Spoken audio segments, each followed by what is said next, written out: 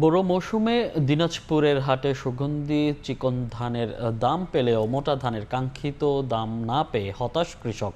তারা দায়ী করছেন ফড়িয়া ও মধ্যস্বত্বভোগীদের। এ বিষয়ে বিস্তারিত জানাতে দিনাজপুরের গোপালগঞ্জ ধানের হাটে আছেন রিপোর্টার গোলাম নবী দুলাল। সরাসরি যাচ্ছি তার কাছে। আমি এই মুহূর্তে গোপালগঞ্জ ধানের হাটে রয়েছি, যেখানে সকাল থেকে কৃষকরা তাদের ধান নিয়ে এখানে বিক্রির জন্য এসেছেন। তবে বৃষ্টির কারণে আজকে কিছুটা আমদানি কম হলো।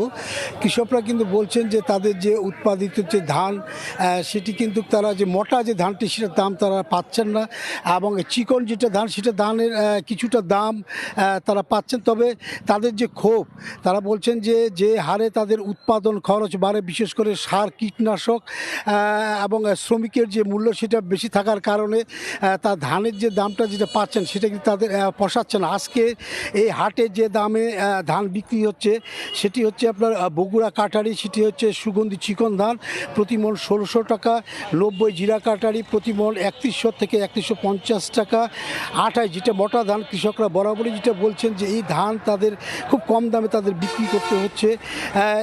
১০৫০ থেকে ২৯ ধান ১০০০ টাকা, আবার মিনিকেট যেটি সেটি হচ্ছে ১২০০ টাকা প্রতি মণ তারা বিক্রি করছেন।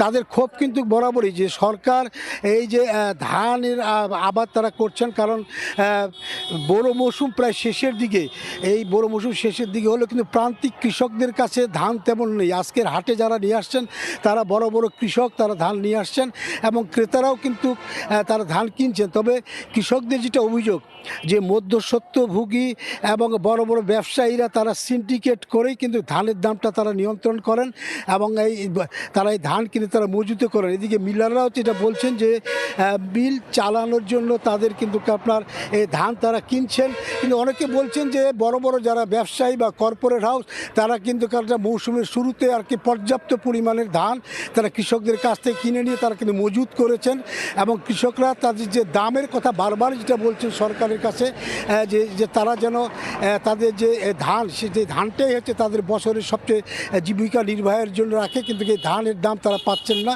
এটা যেন সরকার তাদের বিশেষ দৃষ্টি দিয়ে দেখেন, এইটাই তাদের বারবার তারা আকুতি জানিয়েছেন।